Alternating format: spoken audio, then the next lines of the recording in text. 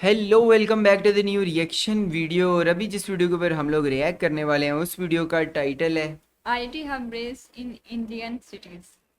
अच्छा, which is the Which is top the IT IIT? Cities in India, top 7 IT hubs in India.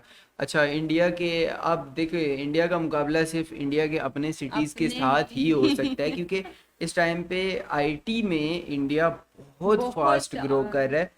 मतलब IT से related वो chips वगैरह भी इन्होंने खुद बनानी शुरू कर दी।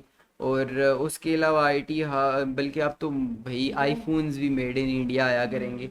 तो लेट्स को देखते हैं कि इस वीडियो के अंदर क्या है। और अगर आप लोगों ने चैनल को सब्सक्राइब नहीं किया, सब्सक्राइब कर दे, लाइक कर दे, शेयर कर दें। और अगर आप लोगों ने कोई वीडियो सजेस्ट करनी होती है तो डिस्क्रिप्शन में आप लोगों को मिल जाएंगे इंस्टाग्राम्स के लिंक हम दोनों के, आप लोग वहाँ सजेस्ट कर सकते हो। तो लेट्स को स्टार्ट करते हैं। दोस्तों, इंडिया पूरे वर्ल्ड का सबसे बड़ा आईटी एक्सपोर्टर है। इंडिया में आईटी ये सेक्टर चीज टोटल 245 बिलियन यूएस डॉलर का है। जहां इंडिया आईटी सेक्टर 1998 में इंडियन जीडीपी में केवल 1.2% कंट्रीब्यूशन करता था, अब वही 2023 में लगभग 10% कंट्रीब्यूशन करता है।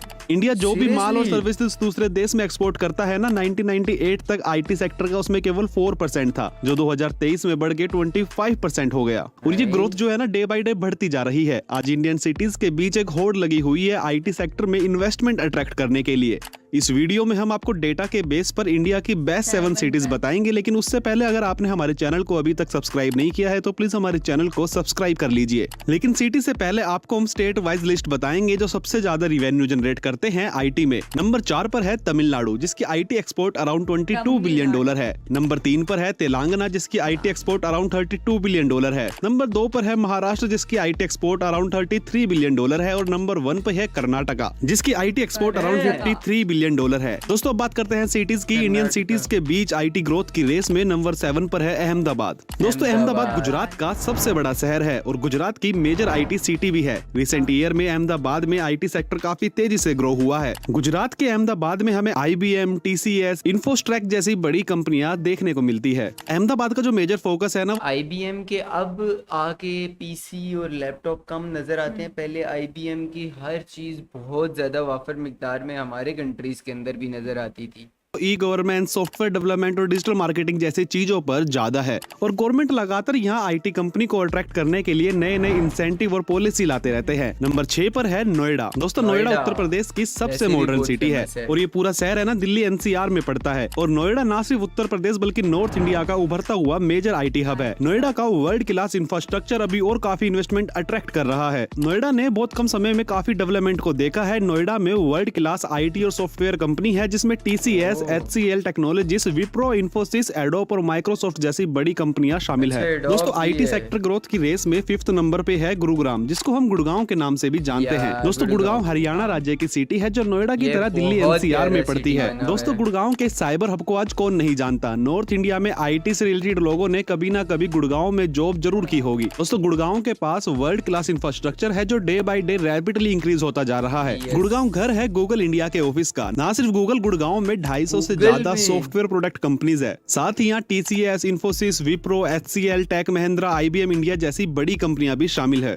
और ये जो काउंटिंग है ना, वो रैपिडली इंक्रीज हो रही है डे बाय डे। यहाँ पे काफी MNCs और BPO भी है। गुड़गांव की सक्सेस के पीछे है गुड़गांव की लोकेशन, जो साउथ दिल्ली के टच में है और दिल्ली इंटरनेशनल एयरपोर्ट भी बिल्कुल टच में है। दोस्तों, इस ग्रोथ रेट में नंबर 4 पर है पुणे। दोस्तों, महाराष्ट्र का ये शहर देश की फाइनेंशियल कैपिटल मतलब मुंबई के काफी नजदीक है और यहाँ एजुकेटेड स्किल फोर्स भी काफी है, जिसके चलते आईटी सेक्टर यहाँ अपने बूम पर है। पुणे का हिंजवड़ी देश का सबसे मेजर आईटी हब है। यहाँ पर स्थित Rajiv Gandhi infotech park Maharashtra industrial development corporation ने लगभग 60,000 करोड़ रुपए की लागत से बनवाया था। जो ये पूरा आईटी पार्क है ना, वो अराउंड 2800 एकड़ का है, लगभग 11 किलोमीटर तक फैला हुआ है। और छोटी बड़ी सभी कंपनी को अगर मिला दे तो पुणे में अराउंड 800 आईटी कंपनीज है। दोस्तों, अब बारी है टॉप 3 आईटी सिटीज की। तो इसमें 3rd नंबर पर है चेन्नई। दोस्तों, चेन्नई साउथ इंडिया का एक मेजर आईटी सेंटर है और तमिलनाडु की कैपिटल सिटी है। चेन्नई अपने software services, data analytic and enterprises solution के लिए, मतलब साउथ इंडिया भी इस काम में बहुत फास्ट है भाई। काफी मशहूर है। साथ ही 2018 के डेटा के अकॉर्डिंग ये देश की 3rd largest IT exporter city है। यहाँ पर स्थित TIDEL पार्क सबसे बड़ा IT पार्क है और दोस्तों जब इस पार्क को बनाया गया था उस समय ये एशिया का सबसे बड़ा IT पार्क हुआ करता मतलब था। IT इसके हब अलावा टाइप चेन्नई होता है, में उसी जोहो में कॉर्पोरेशन बिल्डिंग्स जैसे हैं और भी IT पार्क है। चेन्नई में ना देश के ऑलमोस्ट सभी बड़े MNCs और IT कंपनीज के ऑफिसेज है और इसके पीछे रीजन है चेन्नई की स्किल्ड वर्कफोर्स। इस IT ग्रोथ की रेस में ये सेकंड पोजीशन हासिल की है हैदराबाद ने। फ्रेंड्स हैदराबाद। हैदराबाद में IT ग्रोथ इतनी ज्यादा हुई है कि लोग इसको अच्छा, हाईटेक मेरे सिटी मेरे माइंड में ये था कि हैदराबाद नंबर फर्स्ट नंबर पे फर्स्ट। होगा, क्योंकि हैदराबाद में ना बहुत सारी बड़ी बड़ी कंपनीज, मैंने बहुत पहले देखा था, तो बड़ी बड़ी कंपनीज यहाँ पर काम कर रही हैं, वो भी IT से रिलेटेड। नंबर सेकंड पे अभी भी और साइबराबाद फिर जैसे नाम फर्स्ट से पे जानने देखते लगे हैं। हैं। दोस्तों हैदराबाद और चेन्नई पुणे में हमेशा से काफी कंपटीशन रहा है IT ग्रोथ को लेकर, लेकिन हैदराबाद की IT ग्रोथ इंडिया तक सीमित नहीं है, बल्कि Hyderabad globally major IT hub है। साथ ही ये इंडिया का लार्जेस्ट बायो इन्फॉर्मेटिक हब है। बायो इन्फॉर्मेटिक्स जिनको नहीं पता उनको बता देता हूँ, ये एक फील्ड है जहाँ बायोलॉजी और कंप्यूटर साइंस को कंबाइन करते हैं और बायोलॉजी डेटा समझने के लिए हम सॉफ्टवेयर और कंप्यूटर्स का यूज करते हैं। हैदराबाद में ना आपको नई टेक्नोलॉजी पर वर्क ज्यादा देखने को मिलेगा, जैसे AI हो गया, आर्टिफिशियल इंटेलिजेंस, ब्लॉकचेन, जो कि हमारा फ्यूचर होने वाला है।